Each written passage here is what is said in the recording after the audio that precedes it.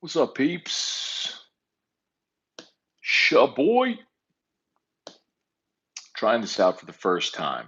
Not gonna lie to you. Not that I would ever lie to you anyway. But really wanted to do this on the 104.5 ESPN Baton Rouge YouTube channel because it's so right as we're recording this, it is 10:22 p.m. Well, it's not recorded, it's live. 10:22 p.m. Monday, the 23rd of March. A lot of people quarantined amid the COVID 19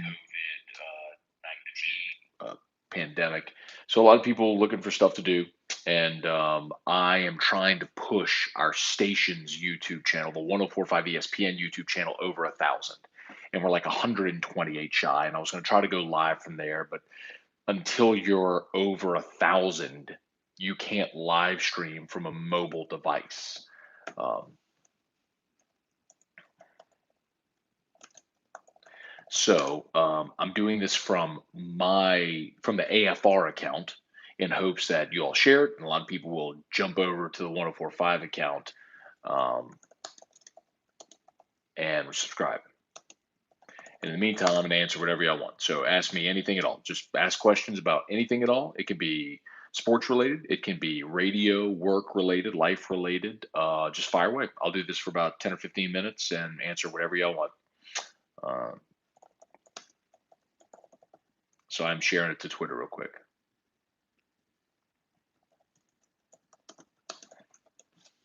Boom. All right.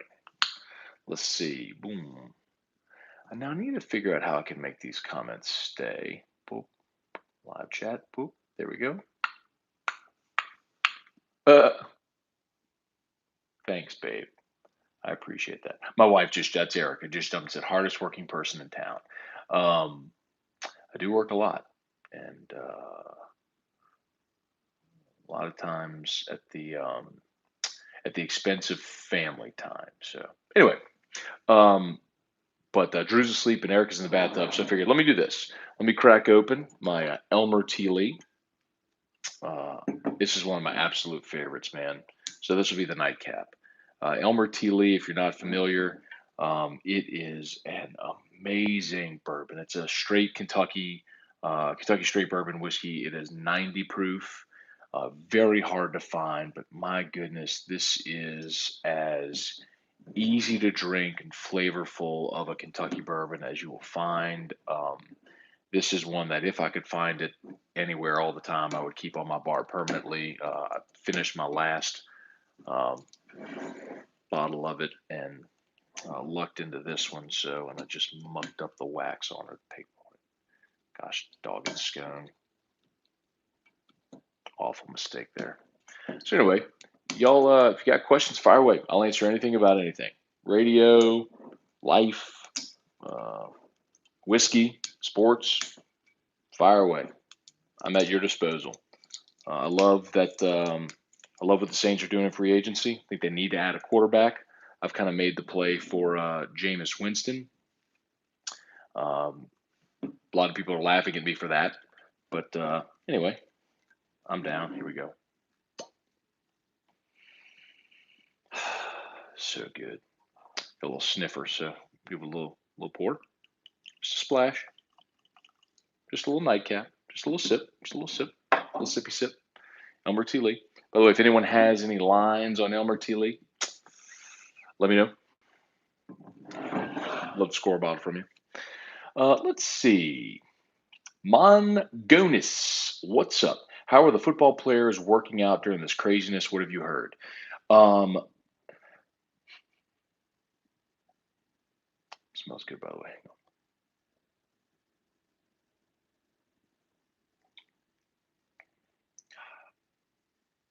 You don't get any burn on the palate. Um, you get a little bit of spice, almost like a rye, but it's not too oaky, and the finish is long and magnificent. This is such an amazing whiskey.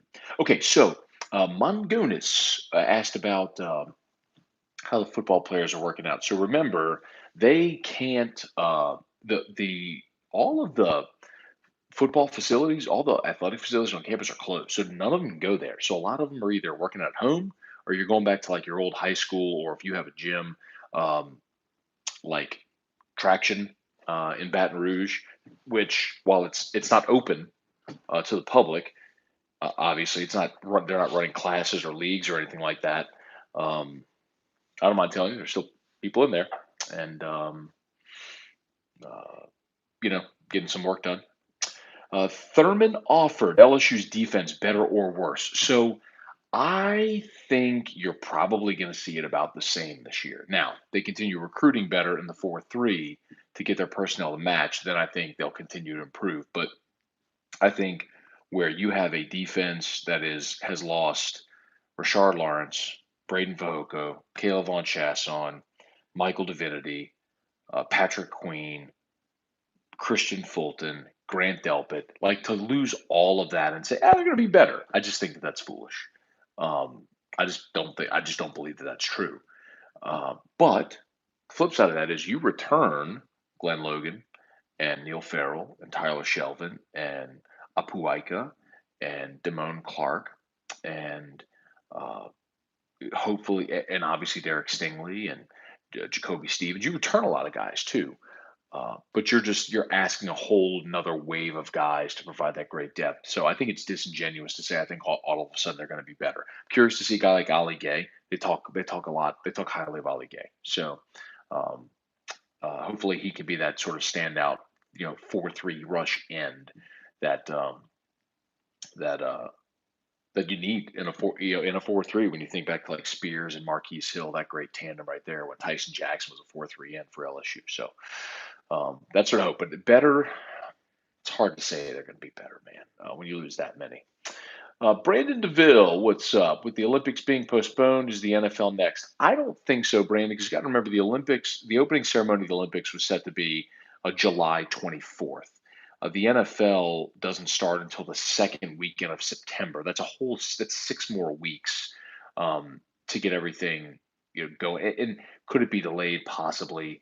I think the bigger problem with the Olympics is the fact that training facilities are closed. Like if you're an Olympic athlete, where do you train? I mean, the athletes that were in the training centers in Lake Placid and in Colorado, like athletes that were there are allowed to remain, have been allowed to remain, but no new athletes can come in. So it's like, man, where do you train? That's the problem. NFL athletes can train on their own, and then they may miss mini camps and OTAs and some of that stuff post draft. But like, is it realistic to think that by the end of July that NFL teams might be congregating? Yeah, I mean, the CDC gave us a mid-May, it gave us 8 weeks. So like, you're looking at mid-May for Major League Baseball said that's where their opening day would be postponed at least mid-May. So I think the NFL will start on time. You just may miss a lot of the preseason stuff, so maybe sloppy, but I think you'll see it. Corey Taylor, Von Bell had his best season last year. You think Malcolm Jenkins is still a better player, or was it the price tag? I don't think there's any. Corey, thank you. Appreciate your work. Thank you, Corey. I appreciate you, man. Thanks for watching. And by the way, I'm doing this hopefully so everybody watching will get over to the 1045 ESPN YouTube channel and subscribe. I want to do this from there, but until we have 1,000 subscribers, I can't go live on a mobile device. So anyway, please subscribe to the 1045 ESPN YouTube channel and the AFR channel while you're here if you haven't done so yet. Von Bell, that's a price thing. So look, you already know that you've already paid Michael Thomas. You're going to pay Marshawn Lattimore. You're going to have to pay Ryan Ramchick. You probably have to pay Alvin Kamara this offseason because you're not going to let him hit unrestricted free agency next year. So you can't. It goes back to what we said for years. You can't pay everybody. So Von Bell's kind of the odd man out. So you bring in a veteran that Sean Payton knows, that knows the system well, that knows New Orleans well, good locker room guy at a much more um, agreeable price. It just makes a lot of sense to bring in Malcolm Jenkins. So that's what that is. That was a cost cutting issue because you just can't sign everybody. And then at safety, you bring in Malcolm Jenkins. You still got Marcus Williams. You drafted C.J. Gardner Johnson last year, who's awesome. So man, I get it. I totally get it. Let's see. Mega Williams 31. Is this a new show? Not really. I mean, I guess it could be. I don't mind calling. I don't mind doing it, but You know what, Mega Williams? It would actually give me an opportunity to sample everything. I mean, I'll show you. I don't think if you watch Morning Scone, you've probably seen a good bit, but I got a nice collection there. That's sort of my. Well, I'll walk over here with. I'll let y'all see it. Walk over here, so I'll see my stuff. So top shelf was the Elmer T. Lee's right there, but then that's a little Four Roses Limited 2017, Thomas Handy. It's a Van Winkle Lot B, Old Rip 10, Kentucky Owl 11 year. Got a couple of Boss Hogs, a Michter's 10. Got a Blanton's Gold right there, some other Blantons, Stag Junior, the Rhetorics, some Whistle Pig Barrel picks, a lot of Weller, a few bottles of McKenna 10, some Old Elk, Four Roses, Elijah Craig, Jefferson, some Angel's Envy. Those are Maker's Mark barrel picks, a few more orphan barrel selections over there.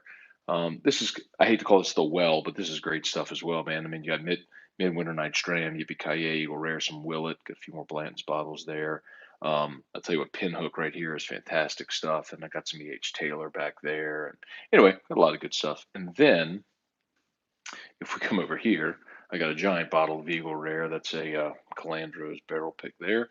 And then this is everything else in the cabinet. So um, some people might say I have a problem, but it's just a hobby. I enjoy it. So anyway, there you go. Now you've seen my collection, and it is stout, and my wife is embarrassed by it, and I don't care. All right. Um, so maybe I'll do this show, and if y'all enjoy it, and y'all hit the share button, and we get enough people to watch it, and it's beneficial, I don't mind doing it. So, y'all are. Oh man, that Elmer Tilly is so good. The drinkability on Elmer Tilly is just amazing. So, anyway,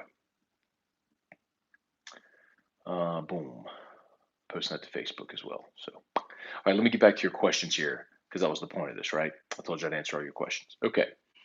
Um, Thurman offered, who will start at safety for LSU, Harris or Hampton? I think you'll see a lot of three safety looks. I think you'll see Stevens, Harris, and Hampton. That's a little bit of a cop out, but I think you're going to see a lot of three safety looks, especially considering um, you're not super deep and well, say this another way. Jacoby Stevens is such a versatile player that you can play Harris and Hampton both deep, and you can play Stevens closer to the line. Ryan Clark made a really interesting point after the season. He said when Jacoby announced, he was saying, so if I was Jacoby Stevens, I would go to the coaches right now and say, move me to linebacker because he's going to be a linebacker in the NFL. And it makes so much sense, man. When you look at his build, he's built more like Patrick Queen than he is Grant Delpit. And he's kind of built like what the modern day linebackers are, dudes that can run sideline to sideline, that can defend, um, against the pass and cover backs and receivers, tight ends. I mean, it makes a lot of sense, but I think you're going to see all three. It's cop out, but I think you're going to see all three of them on the field a lot. I think the bigger question is who's net, like who's behind them. If anybody gets hurt, do you have depth? And I don't know that you do. Let's see, Connor O'Neill, harping off your take on Jonathan Taylor, how undervalued do you think Clyde is considering the limited playing time? Well, I don't think he's undervalued, Connor. I think Clyde is going to be a top. He will absolutely be a top 2 round pick, and I don't mind sharing this with y'all. I had a few off the record conversations um, where uh, it, it was shared to me that one NFL owner has Clyde as the number 1 running back on his board, and several GMs have him as a first round pick, have a first round grade on Clyde. So Clyde's not getting out of round 2. I don't think he's undervalued. I think when you see a back that has not gone through the meat grinder, for those that missed my Jonathan Taylor take, I said there's no way I would draft Jonathan Taylor.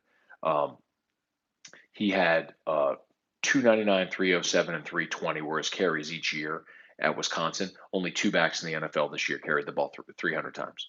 Derrick Henry, Ezekiel Elliott. That's it. And you've had this guy now 3 years at Wisconsin, did that back to back to back. He's just not going to be durable. There's no way. So Jonathan Taylor, I mean, I think he's a fine player. There's no way I take him. The durability won't be there. Um, so, I think Clyde, his career more mirrors Kamara, where you have a guy that doesn't need to carry the ball 20 times a game, a guy that can carry the ball 5 to 7 times a game, give you another 5 to 7 receptions, touch it 10 12, 15 times a game and still be super effective without having to go through the meat grinder of like being a bell cow running between tackles. Let's see. Thurman already subscribed to both channels. Love this content. Thank you so much, Thurman. Appreciate that. Brandon DeVille, any notion the way Caleb Williams is leaning? Only what I've seen from the 247 Crystal Ball, which is Oklahoma, but talked about it today on AFR. Just the fact that LSU is in the conversation for the number one quarterback in the country is stunning. I mean, I ran through the numbers today on AFR. If you missed it, the Caleb Williams video is on the AFR YouTube page. I went back today and looked at the quarterback ranking, the national ranking for every LSU quarterback signee back to Parallel in 2005, and they've only had three that were top 200 quarterbacks. You have Brandon Harris, Hayden Reddick, and Miles Brennan. The only three that were top 200 in the country. So now, I mean, it's what uh, uh, it's the Joe Burrow effect. I mean, LSU's had top 10 recruiting classes every year for 20 years, with two exceptions: Miles's first year, and then 2018 with Ogeron, and that was without landing a premier quarterback. And now you're in the market for him. Connor, let's see. Thanks for the friendly weekend banter on Facebook pre whiskey. I'm glad you got it, dude. I'm glad. I'm glad you got it because not everybody would get that I was just like messing around. So Connor posted on Jordy's comment something like I'll watch, but for you, not for that dweeb Moscona. And so then he and I started. I was like, eat a bag of shit, Connor. Just watch the show. Like you pencil neck dweeb or something. And he's like, shut up, Mr. Clean, whatever. So we went back and forth. It was pretty funny. I was hoping he got that I was being facetious. But anyway, let's see. Mega Williams 31 looks like you've added to your collection. I don't know if I've added to it, man. Well, honestly, I add to it often. I'm always on the look, man. My uncle Mike, that Stag Junior, right there. My uncle Mike got that for me in New Orleans last week, so I'm always looking. Let's see, Kyle Moore, Bourbon God level. I don't know about that, but I do have a lot. Munchie, 1127. Are the Saints done a free agency or one more surprise? Remember, they always do this. They always pop right from jump with one, and that was Malcolm Jenkins this year. And then they let the next wave come, and then it continues on as it goes. The second and third tier free agency. Like, I don't know if you noticed today they signed Noah Spence. So Noah Spence, if you remember Noah Spence, he was a great edge rusher at Ohio State, got kicked out of school, went to Eastern Kentucky, if I'm not mistaken. And Sean Payton loved Noah Spence in the draft, and they didn't get him. But this year, in 2019, when Davenport got hurt, they signed Noah Spence. He was never active for a game, but they signed him. I'm telling you, that's a guy to watch as a little bit of a sleeper because Sean Payton loved Noah Spence coming out of the draft. Now it's just twice that he's made sure he's on the team. But no, but they'll add more. They'll continue adding more. There's no question. You have to. I mean, you have to keep building your roster. I might get another little pour. That's fantastic. Oh my god. Let's see. Kyle Moore, Jonathan Taylor has a look of Miles on those legs. He does. He's got a lot of miles. Thoughts on Garrett Nussmeier? I can't tell you. I have a lot of thoughts on it. Sorry. Everybody's talking about Tom Brady, but my Bucks defense was first against the run, and Devin White is Ray Lewis reincarnated. Any thoughts?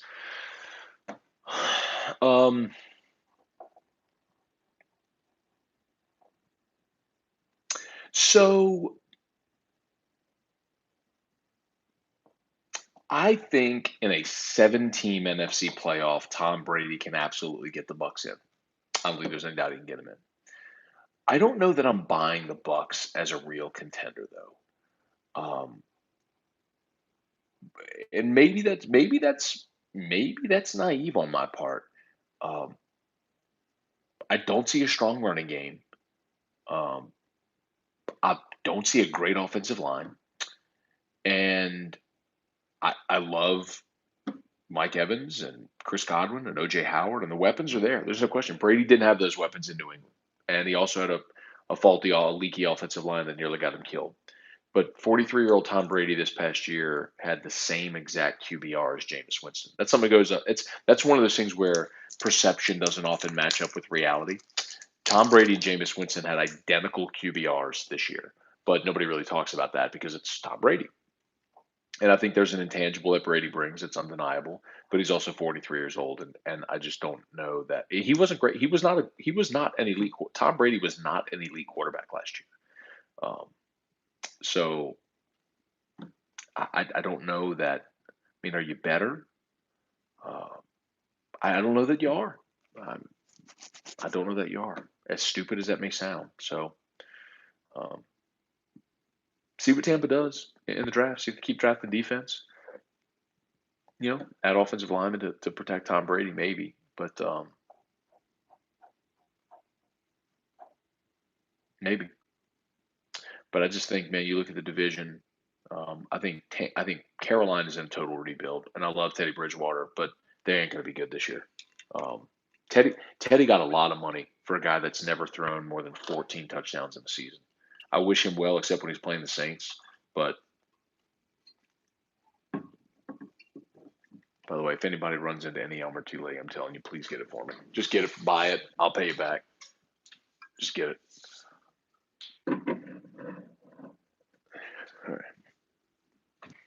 Anyway, all right. Any more? Any more? Any more? Any more? By the way, ask me anything. Doesn't just have to be sports. You can ask me about whiskey. You can ask me about life. You can ask me about radio. You can ask me about media.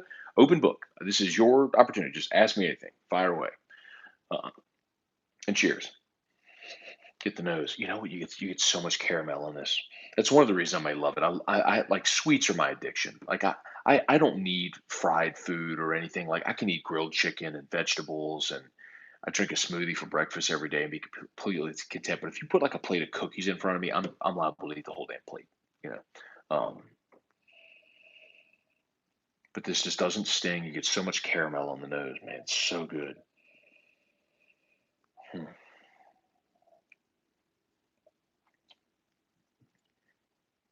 There is just no burn. I mean, it is just, and that's I like something a little more mild. It's 90 proof, so I like something a little more mild. There's no burn. It tastes great, and the finish is long. So to have something that's full that doesn't have that doesn't have a lot of heat on it is rare. It's one of the things I love about this, man. It's so good. Okay. Ronnie Dugas, good evening. Just saw this. What's up, Ronnie? Good to see you, man. All right, Munchie. Take it as you want. Hung out with Nussmeier's mom at the Dallas New Orleans game. Said she wouldn't be mad if he's a Tiger. Cool. Come on. Brandon. So with the postponement, when play resumes, the Pels playoff run pretty much done. Brandon, I think here's my guess. And again, this is a guess. I do not have inside information. I try and look. We had Darnell Lazar on AFR today. Darnell played at LSU. Darnell's a friend, and he's on staff with the Pelicans now. And he doesn't even have a great idea of what they're going to do. I think the NBA doesn't know what they're going to do because everyone's waiting for to take their cues from the CDC and Fauci and to kind of see what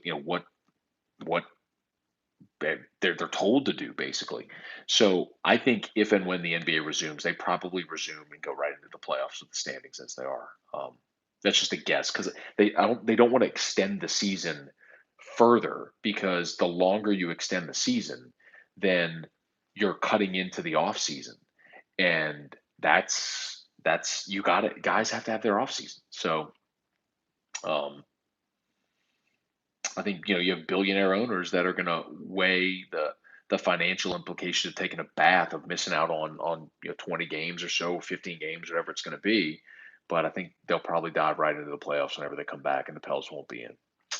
Just a guess. That's my thought. I might be dead wrong. I could be entirely dead wrong, but just a guess. By the way, if you're just joining us, thanks for watching. Please subscribe to this channel, the After Further Review channel, and the 104.5 ESPN Baton Rouge channel. Nightcap with Scone, drinking a little Elmer T. Lee.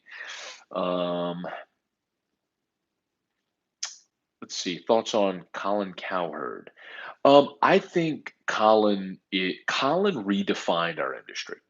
Colin was the first guy to do sort of cerebral, insightful talk um, in an industry which became it was founded initially on caller driven radio and then morphed into, m- you know, well, Mike and the Mad Dog were originals as well, but a lot of guys yelling and screaming. And Hurd was the first guy to do really insightful, like thought driven, um, more.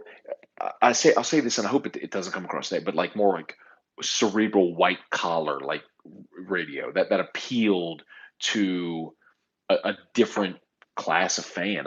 It sounds so condescending. That's not what I mean to say, but um, talk radio, sports talk radio was always a niche play. It never won in the ratings. Still rarely does.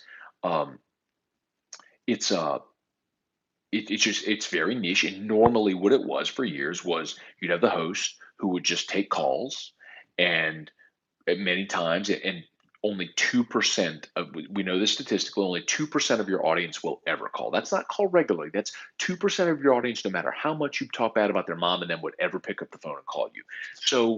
So many hosts would play to that 2%, but it never worked in the ratings. So what it was a lot of contractors that would buy their airtime, that would have the same sponsors, that put sponsors on the air and talk to the same callers, and just it was a niche play. It was fine for what it was, but it was never going to win big. And there were others that did really well, but Hurd was the first one that came in and did a more thought-provoking show, and it appealed to a completely different subset of the audience, and you got a lot of crossover. And he's responsible in large part for a new age of talk radio, in a sense that has appealed to a broader audience. I mean, that's there's no other way to say it. I think um, I used to listen to Colin a lot. Since he's gone to Fox, I have not listened to him really at all. I don't. There's no Fox affiliate in Baton Rouge, and I don't watch his show on FS1, so um, I don't ever really listen to him anymore. Um, I I think sometimes it's hard to continue innovating and being original, and I think he's trying too hard to do that. I know LSU fans aren't happy with him because of his Burrow takes, which I don't disagree with you. I think he's trying way too hard with that. But for what he did for the industry, I mean, there's no denying he's an innovator. A lot of people have come. I've taken some of my stuff from him. There's no doubt. I think as a host, you never want to copy someone, but it's like true in anything. You want to take lessons that you learn from different broadcasters and apply them to your show. Um, like I'll tell you, I think Dan Patrick is the best interviewer. One of the things that Dan is phenomenal at is disarming his guests by asking. Like I heard one time, you'll hear me ask this question sometimes when I talk to guys. I was listening to an interview one time that Dan Patrick did with Wayne Gretzky, and he said, "Where are all your trophies?" And it led to this amazing story about how Wayne Gretzky said, like, all of my trophies are in my parents' house in this little town and wherever. And it's like it's known that all my stuff is there. And it's almost like a museum. And so they leave the door open and people can just walk in and go look at all my stuff. And it was an amazing story. I'm like, man. So I got in the habit of asking guys, hey, where do you keep your trophies? Where do, like, and you get some really good answers. And so you try to pick and choose. On this is a long-winded answer, but I love radio. I love talk radio. I love talking about radio and in the industry and all that sort of stuff. So you set me on a tangent, that on a different path than I think a lot of people thought we would. But uh, oh, you were asking Cowherd's comments on Burrow. I thought you were asking me just a general thought on Cowherd. It was Cowherd's comments on Burrow. I think his comments on Burrow are stupid. It's that it's sometimes when you try to go against the stream to be noticed, and I don't fault him for it. Listen, I'll tell you this: like a lot of people are going to point at me because I've the last couple of days made this take about the Saints should go sign Jameis Winston. Y'all think that might think that's the idea there. That's counterintuitive. I can tell you that I'm sincere.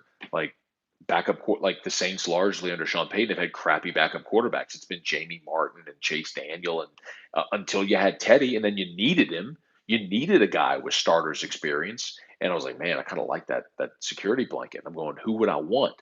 I mean, probably Jameis. The guy started 70 games. He can make all the throws, do for 5,000 yards. You can probably get him on a discounted deal just for a year. All right, I'm down with it.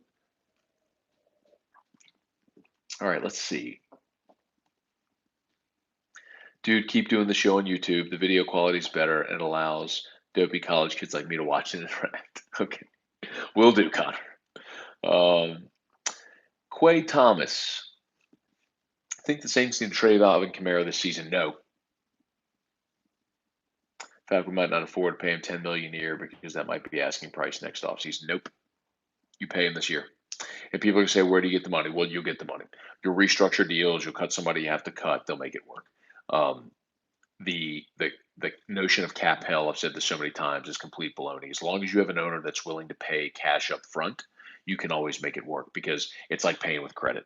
Like you can always restructure a contract to convert salary to a signing bonus. So you pay them up front. Like let's say you take 10 million of the contract, you can restructure the deal to make that into a signing bonus. You pay, but you got to pay them the 10 million up front, and then you can spread that 10 million over the life of the contract. So instead of like 10 million this year, it could be 2 million this year and then over 5 years. So um, as long as you have an owner that's willing to spend money, you can always do that. And the Saints have ownership that's willing to do that. Um, so pay Kamara, 100%. You pay Alvin Kamara, and it's not. And the reason is because his value is so much more than just than like Derrick Henry carrying the ball 25 times a game. Alvin Kamara caught 80 passes last year for you. And with a 41-year-old quarterback, I need a guy that's versatile around the line of scrimmage. You 100% pay Alvin Kamara. Ronnie, I was going to ask you about if you had to pay to use music after 311 Day, but I think you answered that. I find the media part of your show fascinating. I went to school for mass comm. Yeah, so um, stations, groups like ours, Guarantee Media pays a media rights fee. So all the music that you hear us play, we pay for the right to play that music. So we have Eagle 98.1 and 100.7 The Tiger, and so there's a lot of stations that we have music stations. You have rights to a music library that you can play. Um, but if you don't have rights, you can't play that music. So today we started streaming AFR and Hanging with Hester on YouTube Live. Another reason why I want y'all to go subscribe to the 1045 ESPN YouTube channel. Um, and we can't play our bump music on YouTube because we're not licensed. We play it on air, terrestrial radio. We can't play it on YouTube. So we had to just take unlicensed music, just unlicensed music beds and play them. So it was funny because some of them were really terrible music I was playing today, but I don't care. So that's another thing I've said often. Like no human has ever chosen to listen to or not listen to a show because of bump music. It is a completely irrelevant part of any radio show. So you could literally play fart sounds coming out of break and I wouldn't care. I wouldn't care because it's just irrelevant. That's not the content of the show. That's not what people come for. Thoughts on which pitchers come back for LSU? I think Henry and Fontenot are gone. I think, and then everybody else. The seniors are going to be interesting with Beck and George because I think they're going to be granted another year of eligibility. If I were them, I would come back because I don't think either of them has a great professional career ahead. Neither is going to be a high draft pick. Would you rather go in low A ball, riding a bus, playing in front of friends and family, living in crappy motels and eating spam, trying to make it, or play for LSU, play in front of 10,000 people, playing meaningful games, take private jets, live in the dorm, go to the LSU student nutrition center to eat your meals. I mean, a lot of these guys, seriously, a lot of these baseball players, they will never have it as good again as they do at LSU. Some of them are going to make it to the show and that'll be awesome, but most of them will never sniff it. And riding buses and A ball sucks. Look at why so many guys like Blake Dean and Jared Poche and the guys that are already that didn't last in pro ball because they were the BMOC and then they go into pro ball and it sucks. I mean, it sucks. So um, I think at Thurman, I think LSU's O line lost a lot of experience, both Ingram, Cardell, Chasen, and Bradford. I think we're more talented. I disagree with that. I disagree with that. Ingram, I think will have a great year. Uh, Cardell Thomas, I don't even know that he starts. By the way, um, Chasen Hines, I don't know that he's going to win the starting center job. He may kick out and play left guard, but I don't think he's going to win the starting center job. Bradford, let me see it from an incoming guy. I mean, it's you just haven't seen him yet. Um, no, I don't. I can't buy this offensive line. I not. I mean, I got to see it. It's just Call me a doubting Thomas, whatever you want. You lose four of your top six guys from what was the best unit in the country. Um, I, and by the way, your left tackle's not even on campus right now. Got to see it. Um, Mega Williams 31 with the NFL draft coming up. Where is the focus now for New Orleans now that Sanders has been signed? Um, Linebacker. I don't at 24. If Patrick Queen or Kenneth Murray is there at 24, that's the biggest no brainer in the draft. Oh, aside from Joe Burrow going number one overall, linebacker, 100%. And if neither one of those guys are there, and they loved a cornerback, I wouldn't be opposed to taking a Christian Fulton if he's on the board. I'm not just throwing out the LSU guy. I'm thinking who might be there in that 24 range. Like Jeffrey Okuda is going to be off the board, but if there's a cornerback that they love that's on the board at 24, take it. Let's see. That's why Munchie. That's why Ryan and SVP killed sports radio. Oddly enough, Munchie, they were not a super popular show. Um, and this is odd, right? Um, to say because they were popular here, but nationally they were not popular. Um, Again, this is odd here because people here love college.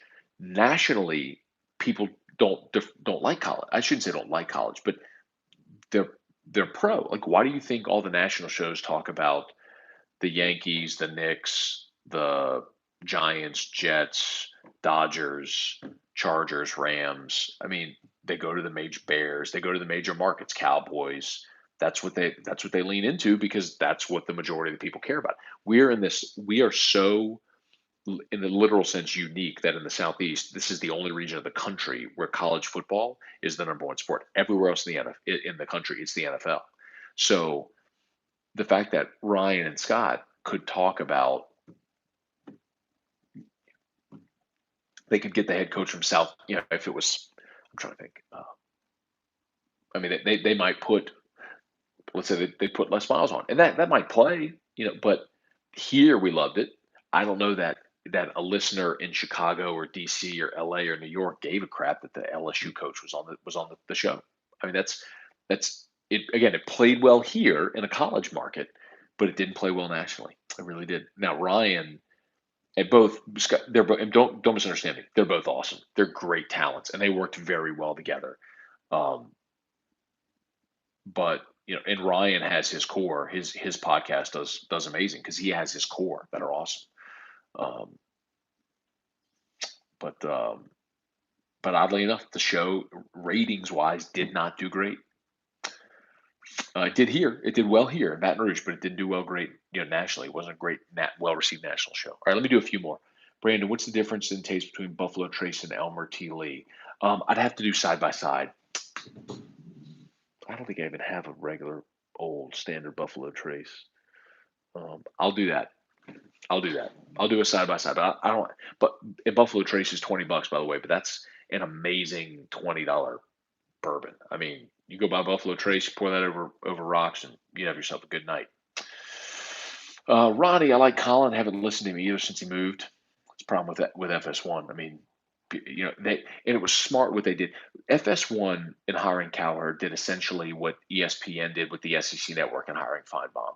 They weren't hiring for his radio show. They brought Feinbaum in to fill 20 hours of television content every week. When you have a 24-hour SEC station, by bringing Paul Feinbaum on 4 hours a day, every day, content. The radio was ancillary. Same thing with Cowherd. They brought him over to FS1 to put him on for 3 hours a day, every day, on in lunch, that lunchtime slot on FS1. I mean, that was the appeal of Cowherd. It wasn't radio. It was for FS1. It was to build that TV channel, and it hasn't worked. They spent a lot of money on it too. Thurman, your Winston take makes sense. Makes sense. Thank you. Munchie, trade Alvin Kamara to Houston next year for Watson. Seems like Bill O'Brien is right for the taking. That I would do. That I would do in a heartbeat. I love Deshaun Watson. I love the guy. I loved him at Clemson. I loved it when Houston traded up to get him. I'd take him in a heartbeat. I don't think that's gonna happen, but I'd take him in a heartbeat. Let's see, Ronnie. Thanks for all you do, Matt. was headed to bed, but I'm off till this is over with. I can sleep late tomorrow. Glad I saw this. Never enough. Thanks, Ronnie. I appreciate that, man. Very kind. Evening Scone episode one. Thurman, I'm not a Dak fan, but he's from Louisiana, so I root for him. Do you think the Cowboys are doing him wrong? I don't think they're doing him wrong.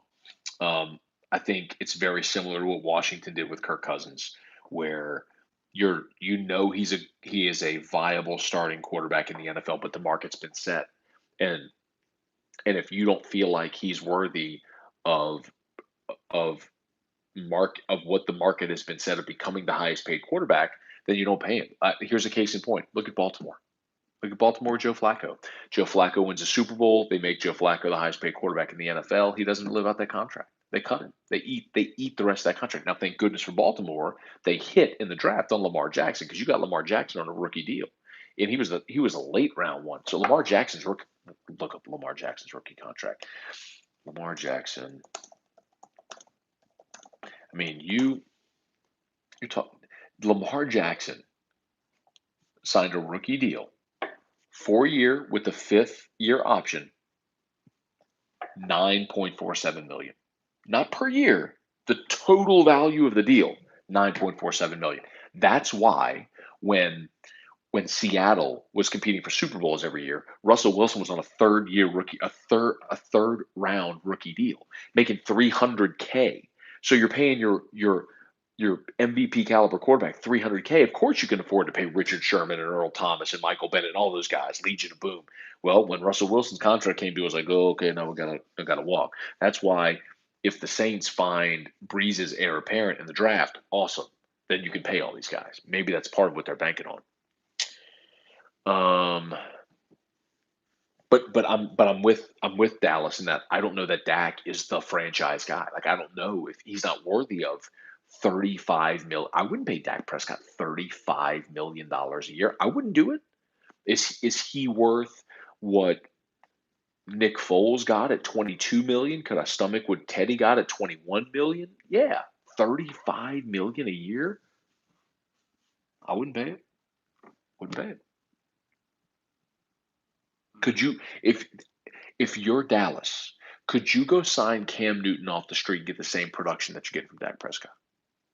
And then draft a quarterback and see if you can hit with the next guy that is a franchise guy. Or let Dak hit the open market. Let Dak pay him his franchise tender this year. Let him hit the open market next year and see what he can get. If he can get a Kirk Cousins deal, God bless him. If some teams can go pay him $88 million, mazel tov. You know what I mean? Cheers. What happened to Rosillo? Just podcast. Always liked him. Yeah, Rosillo. He's working for Bill Simmons' thing now, the Ringer or whatever. But the thing is, man, when you got your core and you can convert on that core, you're valuable, man. Even if you're not working, in a primetime drive slot or whatever, you can do a podcast. If your podcast does a million downloads, you know.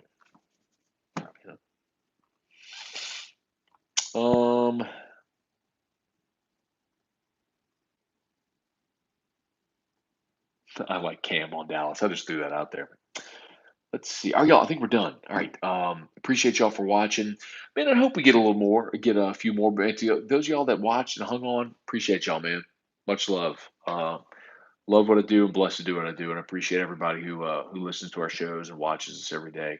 So y'all do me a solid, man. If y'all just jump the board, hit the subscribe button on both on the After Further Review page and on the 1045 ESPN Baton Rouge page. Again, my expectation, my ambition kind of here was to get wanted to get I